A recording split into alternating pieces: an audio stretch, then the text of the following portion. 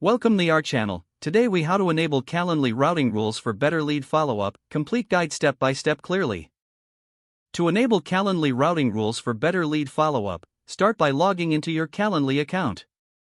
Navigate to the Event Types tab on your dashboard.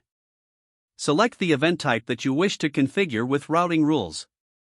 In the event type settings, look for the Invitee Questions section.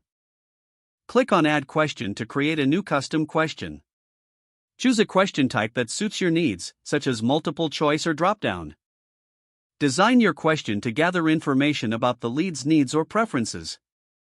Once created, click on Save to apply the new question to your event. Next, scroll down to the Routing Rules section in the Event Type settings. Click on Add Routing Rule to begin setting up your conditions. Define your routing rule based on the answers provided by invitees. For instance, you might direct leads to different team members based on their selected options. Select the team members who should handle each category of leads. You can add multiple routing rules for more complex scenarios. After configuring your routing rules, click Save Changes to finalize the setup. To test your configuration, use the Preview feature to simulate an attendee's experience. Ensure that each routing rule directs the leads appropriately based on their responses.